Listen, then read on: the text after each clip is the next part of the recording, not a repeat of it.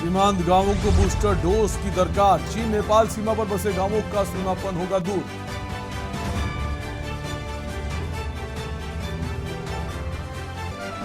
Uttarakhand BJP budget सत्र के बाद भाजपा विधायकों का होगा प्रशिक्षण शिविर। पीएम मोदी करेंगे ऑनलाइन शुभारंभ।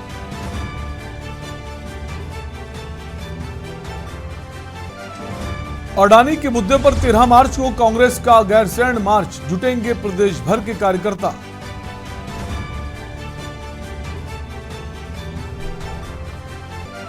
यात्रियों के लिए राहत भरी खबर। 3 माह बाद आज से होगा देहरादून वाराणसी जनता एक्सप्रेस का संचालन।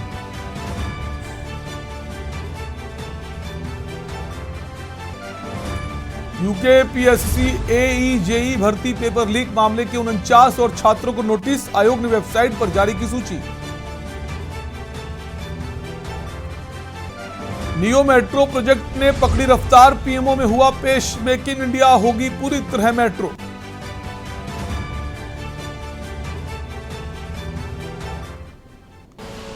आप देख रहे हैं के न्यूज, खबरों का सारथी। नमस्कार, उत्तराखंड खबरों में आपका स्वागत है। मैं हूं आपके साथ शैलेंद्र चौहान। शुरुआत करेंगे लक्सरी खबर से, जहां हाईकोर्ट के आदेश के बावजूद मोहनेवाला के पास उत्तर प्रदेश व उत्तराखंड सीमा पर परिसंपत्ति की विवादित जमीन की पैमाइश नहीं हो सकी। वहीं तहसील प्रशासन ने बिजनौर की टीम पर पैमाइश नहीं होने देने का आरोप लगाकर जिलाधिकारी को रिपोर्ट भेजी है। आपको बता दें कि तहसील के मोहनावाला बादशाहपुर की सीमा बिजनौर के हिम्मतपुर बेला गांव से लगती है। यहां पर करीब 4000 बीघा भूमि को लेकर किसानों व प्रशासन में विवाद है और मोहनावाला के प्रधान विकिंत कुमार की याचिका पर हाईकोर्ट ने 28 फरवरी तक दोनों प्रदेशों की तहसील प्रशासन को संयुक्त बनाकर पैमाइश के आदेश दिए थे। टीम ने 25 फरवरी को पैमाइश शुरू की थी, लेकिन पैमाइश पूरी नहीं हो पाई। उप जिलाधिकारी गोपाल राम बेनीवाल का कहना है कि बिजनौर की टीम ने पैमाइश नहीं होने दी। बताया कि मोहनावाला में वर्ष 1990 में फसली बंदेबोश में उक्त जमीन मोहनावाला के रकबे में शामिल थी। 1930 में हिम्मतपुर बेला की 1339 फसली बंदोबस्ती में उनके गांव की सीमा से बाहर थी।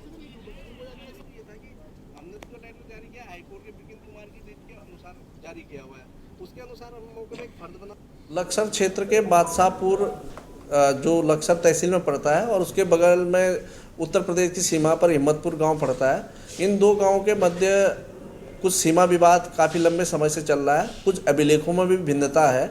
इसको सबको लेकर के एक संयुक्त टीम बनाई गई थी, जिसमें उत्तर प्रदेश बिजनौर की टीम भी थी और हम लोग भी उपस्थित थे। तो संयुक्त रूप से जब जांच की गई तो दोनों के अभिलेखों में भिन्नता पाई गई और जिसके आधार पर पैमाइश की कार्रवाई पूर्ण नहीं हो पाई है। इस संबंध में एक विस्तृत रिपोर्ट जिलाधिकारी महोदय को भेजी जाएगी और उच्च स्तर पर इस पर कोई न कोई जो निर्णय लिया जाएगा उसके आधार पर आगे कार्रवाई की जाएगी। खबर नैनीताल से है, जहां राष्ट्रीय विधिक सेवा प्राधिकरण नई दिल्ली के निर्देश पर उत्तराखंड राज्य विधिक सेवा प्राधिकरण के तत्वाधान में हाईकोर्ट विधिक सेवा समिति द्वारा आयोजित राष्ट्रीय लोक अदालत में 38 वादों का निस्तारण कर 3.87 करोड़ की समझौता राशि वसूल की गई। वहीं राष्ट्रीय लोक अदालत हेतु हाईकोर्ट में न्यायमूर्ति शरद शर्मा व न्यायमूर्ति आलोक वर्मा की अध्यक्षता में 2 खंडपीठ गठित की गई थी और कुल 314 मामले राष्ट्रीय लोक अदालत सुनवाई हेतु पंजीकृत किए गए थे। इनमें से न्यायमूर्ति शरद कुमार शर्मा की पीठ ने 28 और आलोक वर्मा की पीठ ने 10 वादों का निस्तारण कर कुल जो है समझौता धनराशि वसूल की। आपको बता दें कि न्यायमूर्ति शरद शर्मा ने कहा, लोक अदालतों में छोटे मुकदमों में लंबी चलने वाली प्रक्रिया में अदालतों का समय बच सके।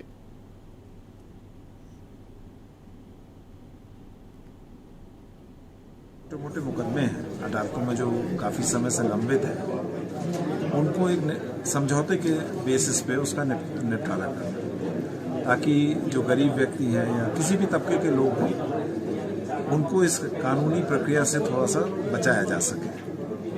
देखिए, इसको हर महीने में तो कराना संभव नहीं है, क्योंकि इसका शेड्यूल जो बनता है वो गवर्नमेंट ऑफ इंडिया की तरफ से करके आता है।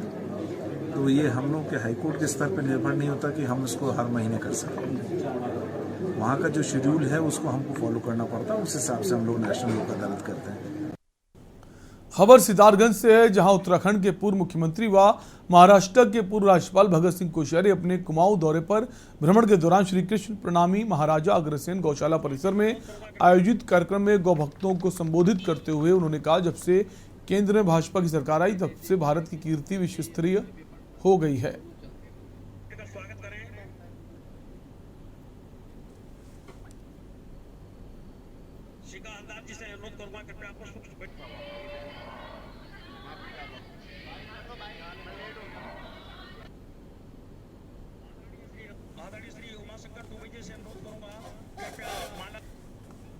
मंडल अध्यक्ष श्रीमान आदेश चौहान जी से अनुरोध करूंगा, कृपया।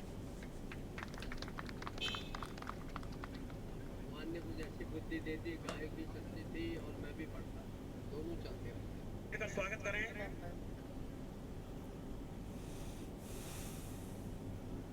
शिका हलदार जी से अनुरोध करूंगा, कृपया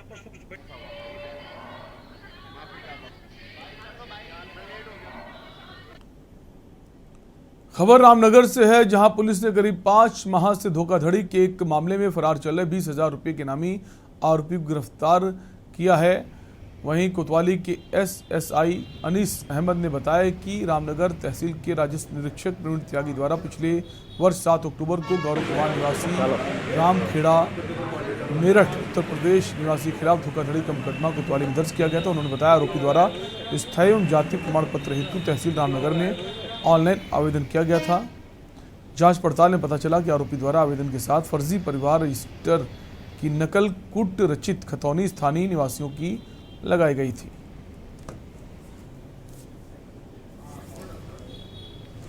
देखिए, अक्टूबर माह में कानून को यहाँ रामनगर के कानून को ने राजस्व निरीक्षक ने प्रवीण त्यागी ने एक मुकदमा हमारे यहाँ दर्ज करवाया था।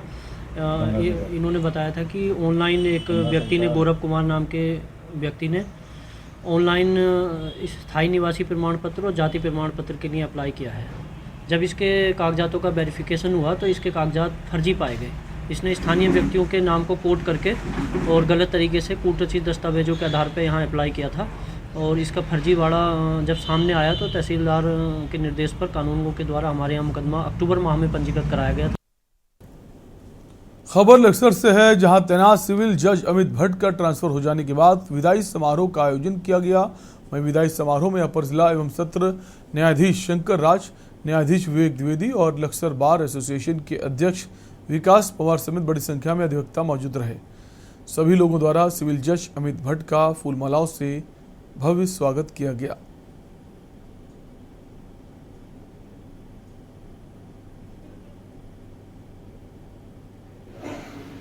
रहा है यहाँ पर, इनके साथ भी कभी कोई दिक्कत नहीं हुई है और ना ही इन्होंने कभी मुझसे ऐसा कुछ कहा कि यहाँ किसी अधिवक्ता का व्यवहार खराब हो।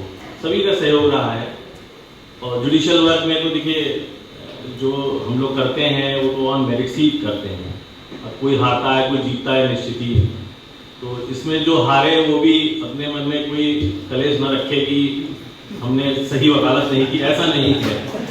हर फाइल में अपनी मेरिट है और आप लोग पूरी ईमानदारी और बहुत बढ़िया से काम करते हैं, इसमें कोई राय नहीं है, चाहे वो डिफेंस की साइड से हो चाहे।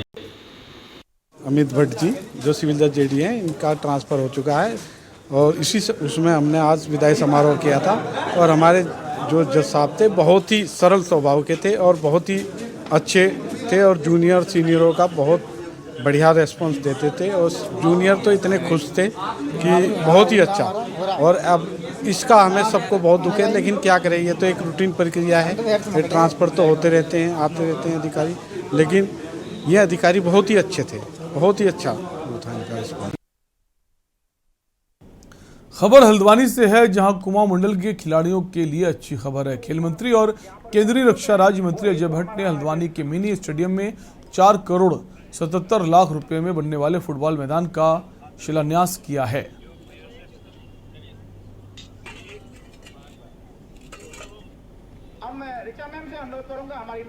करोड़ 77 लाख और 39,000, ये छोटी रकम नहीं है। हल्द्वानी की बहुत बड़ी डिमांड थी कि जिसको हम स्टेडियम का नाम देते हैं वो एक व्यवस्थित तरीके से यहाँ पर दिखाई नहीं देता था। हमारी सरकार ने यहाँ पर इतना बड़ा अमाउंट दिया, और अब जो आप देख रहे हैं इसका कायाकल्प हो जाएगा। इसमें ड्रेनेज बनेंगी, ट्यूबवेल लगेगा, घास बिछेगी, ग्रीनरी होगी, और जो सामने हमारा पैवेलियन दिख रहा है इसमें पूरे ऊपर से शेड बनेंगे। सरकार खेल को लेकर प्रतिबद्ध है और खेल के संदर्भ में जो उसके संसाधन है उसको बढ़ावा लगातार दे रही है। और अभी मैं मानती हूँ कि चाहे वो खेल का बजट केंद्र का प्रस्तुत हुआ हो, चाहे हमारे आने वाले समय में हमारा बजट प्रस्तुत होने वाला हो, माननीय मुख्यमंत्री जी की ये साफ निर्देश हैं कि खेल और खिलाड़ियों को जो है वो बढ़ावा मिलना चाहिए। उसी निमित्त मुझे बेहद खुशी है कि यहाँ के सबसे लोकप्रिय सांसद भी और हमारे बड़े राजू भी और केंद्र में मंत्री भी ऐसे आदरणीय अजय भट्ट जी के मार्गदर्शन में आज यहाँ पर फुटबॉल मैदान का जो है भूमि पूजन और शिलान्यास यहाँ पर हुआ है। और वर पौड़ी से है, जहां परिषदीय परीक्षा 2023 जनपदी केंद्र व्यवस्थापकों एवं परीक्षा प्रभारियों की एक दिवसीय बैठक का आयोजन किया गया। राजकीय इंटर कॉलेज पौड़ी के प्रेक्षागृह के कार्यक्रम का उद्घाटन हुआ। जिलाधिकारी डॉक्टर आशीष चौहान के प्रतिनिधि के रूप में बतौर मुख्य अतिथि पहुंचे।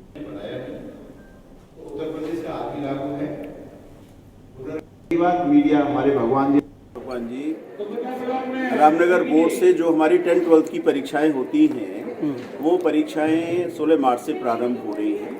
हमारे जनपद में 10th क्लास में 8,360 परीक्षार्थी हैं, 12th में 9,688 परीक्षार्थी हैं। इस प्रकार से कुल मिला के 18,048 परीक्षार्थी हैं और कुल मिलाकर 136 केंद्र बनाए गए हैं। इसके लिए सभी केंद्र व्यवस्थापकों की खंड शिक्षा अधिकारियों की बैठक दी गई है। उन्हें बताया गया है कि किस तरीके से परीक्षा को नकल विहीन और शुचितापूर्ण तरीके से संपादित कराना है। खबर कालाढूंगी से है, जहां आगामी होली और शब रात के त्योहारों को लेकर कालाढूंगी थाने में सीओ रामनगर और तहसीलदार कालाढूंगी प्रियंका रानी ने आम जनता और जनप्रतिनिधियों के साथ एक बैठक की, जिसमें आने वाले त्योहारों को शांतिपूर्ण ढंग से मनाने के लिए सभी से अपील की गई।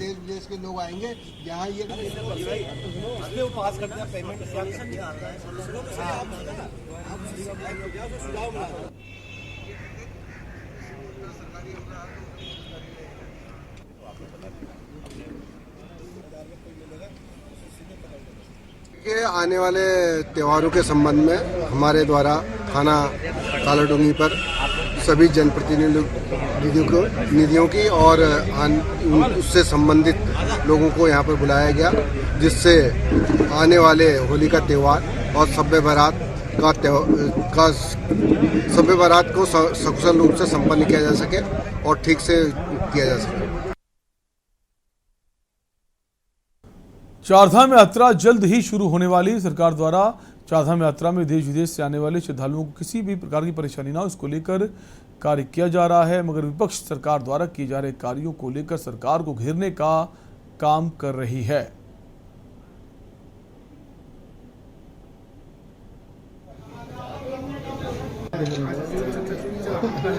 यात्रा को लेकर के आक्रोश सरकार की कुव्यवस्था से डरे हुए हैं और जिस प्रकार की स्थिति जोशीमठ में है उससे हम लोगों के मन में भी आशंका है कि सरकार ठीक से यात्रा का संचालन कर नहीं पाएगी, नहीं कर पाएगी। फिर भी क्योंकि चारधाम यात्रा राज्य की अर्थव्यवस्था के लिए भी आवश्यक है और हमारी शान भी है, हमारा कर्तव्य भी है राज्य के रूप में। हम चाहते हैं चारधाम यात्रा सफल हो और कांग्रेस इस मामले में हर तरीके का सकारात्मक सहयोग भी देगी और सुझाव। खाली बातों में है, पिछली बार भी खाली बातें की थी इन्होंने और यात्री केदार धाम में गलत संदेश लेकर के गए और इस बार भी हमको डर लगा हुआ है। मैं उम्मीद करता हूं कि पुष्कर सिंह धामी जी व्यक्तिगत रुचि लेकर के चारधाम यात्रा को सुव्यवस्थित करवाएं। बातों पर बातें बनाते हैं, काम पर भाजपा का न दिल्ली में ध्यान है न देहरादून में ध्यान है। वो तो बातों की खा रहे हैं। देखिए कब तक खाते हैं, जब तक मुख्यमंत्री व्यक्तिगत रुचि नहीं लेंगे और अपने ऊपर जिम्मेदारी लेकर के चारधाम यात्रा का संचालन नहीं करवाएंगे, हमेशा कुछ न कुछ खामियां रह जाएंगे जो राज्य के लिए अच्छा नहीं। डूबी कंपनी सहारा इंडिया को हरिद्वार में एक और बड़ा झटका लगा है। शासन के आदेश पर हरिद्वार जिला प्रशासन ने सहारा कंपनी करीब 450 बीघा जमीन की खरीद फरोख्त पर रोक लगा दी है। बहादुराबाद क्षेत्र में नेशनल हाईवे पर मौजूद जमीन पर आवासीय कॉलोनी विकसित करने की तैयारी चल रही थी। इस कीमत जो है इसकी 250 करोड़ रुपए से ज्यादा बताई जा रही है।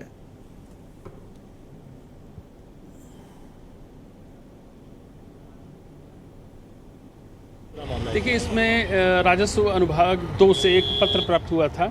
उसमें ये बताया गया था कि सहारा के जो इन्वेस्टर्स हैं उनके पैसे अभी उनको रिफंड नहीं हो पा रहे हैं और शायद देहरादून में इस पर कार्रवाई भी हुई थी। तो डीएम देहरादून ने इसकी एक रिपोर्ट शासन को भेजी थी और शासन की तरफ से एक पत्र प्राप्त हुआ था कि यहाँ बहादुराबाद में भी इनकी लैंड है और उस पर तत्काल कार्रवाई की जानी चाहिए, नहीं तो वो खुर्द बुर्द हो सकती है। उसी कड़ी में उस पर वहाँ पर हम लोगों ने खरीद फरोख्त पर प्रतिबंध लगाया है। आधी संपत्ति नहीं बिकी है, संपत्ति का बहुत छोटा पार्ट अभी बिका है, बल्कि उसमें एक कॉलोनी का मैप भी पास हुआ है डेवलप करने के लिए। वो अलग इशू है। अगर फर्दर कोई खरीद फरोख्त ना हो, लोगों के इन्वेस्टर्स का हित ध्यान में रखते हुए इसको रोक लगा दी गई। द्वार में अतिक्रमण की गई भूमि और गंदगी वाले स्थानों का सौंदर्यीकरण किया जा रहा है। जिलाधिकारी के निर्देश पर पहले शंकराचार्य चौक पर खाली पड़े स्थान पर पार्क बनाया गया और अब ललताराव पुल के पास अतिक्रमण की गई जमीन पर फाउंटेन पार्क बनाया जाएगा। डीएम विनय शंकर पांडे ने अधिकारियों के साथ इस क्षेत्र का निरीक्षण किया।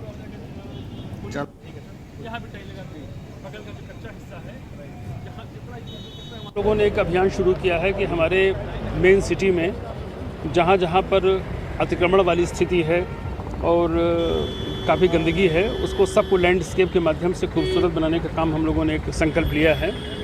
और अभी हम लोगों ने शंकराचार्य चौक का काम पूरा किया है। अब हम लोग इधर आए हैं ललतारा पुल के पास, तो यहाँ भी काफ़ी बड़ी एरिया है जहाँ पर अनऑथराइज्ड पार्किंग चल रही है। इसको भी ग्रिल लगाकर छोटा पार्क डेवलप किया जाएगा, फाउंटेन लगाकर। और भी जगह इस तरह की जहाँ जहाँ भी दिखेंगी वहाँ उसको डेवलप करने का हम लोगों ने संकल्प लिया है और हम लोग इस पर जल्दी काम शुरू करेंगे।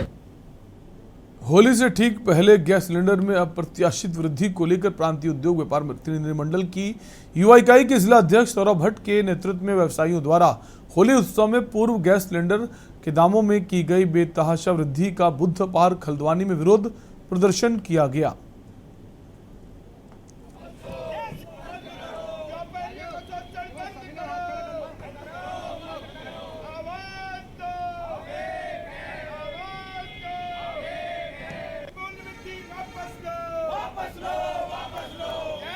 आज हम लोग इसलिए बैठे हैं, हमारे भाई भी हमारे साथ हैं और हम लोग सब इसलिए आए हैं क्योंकि जैसे आपने सुना होगा कि जो सिलेंडर्स हैं वो दाम काफ़ी बढ़ चुके हैं। ये बहुत दुखती हुई हाथ रखती है सरकार, जिससे कि जो एक बहुत इम्पॉर्टेंट चीज़ है, जिससे कि घर का चूल्हा भी नहीं जल सकता, खाना नहीं बन सकता। इसके अलावा आपके जो कारोबारी हैं, छोटे छोटे स्टॉल्स हैं जिनके, या फिर कोई रेस्टोरेंट वाले हैं या होटल्स हैं, उनको सिलेंडर्स के बिना तो कोई भी काम नहीं हो सकता, क्योंकि सिलेंडर नहीं होगा तो खाना बनेगा नहीं। तो सब इतनी मजबूर कर देते हैं और इतनी मजबूरी में हम लोग इस धरने पे बैठे हैं। हम लोग बता सकते हैं, क्योंकि अगर हम आगे नहीं आएंगे तो शायद सारी महिलाएं उसी तरीके से महंगाई की बात सहती ही रहेंगी। लगातार सरकार के लिए परेशानी का सबब है। यदि सरकार अतिशीघ्र इस पर नहीं चेती तो व्यापारी सड़कों पे आकर उग्र प्रदर्शन करेगा। उत्तराखंड समेत देश के अन्य राज्यों में होने वाले लोकसभा चुनाव के लिए सभी राजनीतिक दल अपनी अपनी तैयारियों में जुटे हैं। इसी कड़ी में मुख्यमंत्री पुष्कर सिंह धामी ने लोकसभा चुनाव के लिए अभी से किलेबंदी शुरू कर दी है। सीएम धामी एक तरफ जहां तमाम क्षेत्रों में रात्रि प्रवास करने के साथ ही करोड़ों योजनाओं की सौगात दे रहे हैं, वहीं सीएम धामी ने गढ़वाल लोकसभा सीट के अंतर्गत आने वाले सभी विधानसभा क्षेत्रों के कार्यों की समीक्षा की है। देखिए खास रिपोर्ट।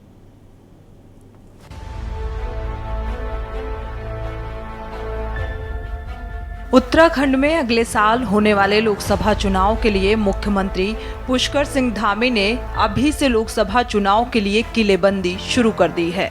सीएम धामी एक तरफ जहां तमाम क्षेत्रों में रात्रि प्रवास करने के साथ ही करोड़ों योजनाओं की सौगात दे रहे हैं, वहीं सीएम धामी ने गढ़वाल लोकसभा सीट के अंतर्गत आने वाले सभी विधानसभा क्षेत्रों के कार्यों की समीक्षा की और इस दौरान मुख्यमंत्री ने अधिकारियों को साफ शब्दों में कहा है कि विकास कार्यों में किसी प्रकार की देरी ना हो, अधिकारी एक दूसरे पर काम का ठीकरा ना फोड़े, धरातल पर कार्य दिखना चाहिए।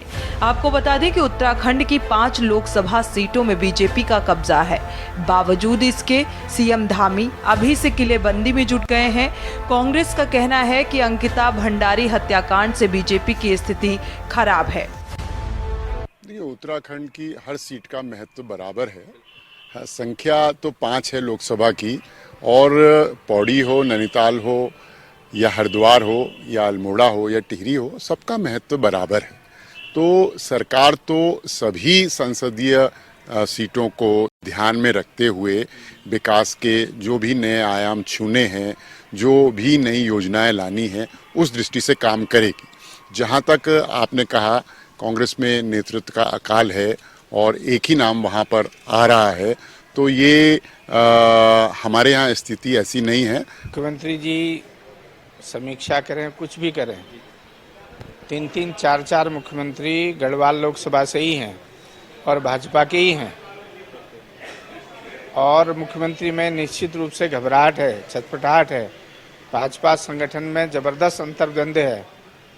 त्रिवेंद्र सिंह जी अलग जा रहे हैं, तीरथ सिंह जी तो सिटिंग एमपी हैं, वो जा ही रहे हैं। कुछ लोग कह रहे हैं निशंक जी की भी निगाह है। अब बहुगुणा जी का ये क्या करेंगे क्या नहीं करेंगे, ये अलग बात है, इतने तो मुख्यमंत्री हैं। देखिए, 2 बातें हैं। चुनाव से 1 साल पहले अगर सरकार का मुखिया अपने रूटीन के काम, जो जन सरोकार के काम है, जनता के प्रति जो उनकी जवाबदेही है, उसको करने के बजाय लोकसभा चुनाव की तैयारी में लगते हैं, तो इससे 2 बातें निकल करके आती हैं। पहली बात तो यह है कि उनको दिल्ली में जो मोदी जी का लठ है, उसका भय बहुत ज़्यादा है कि कहीं चुनाव में हार का सामना न करना पड़े।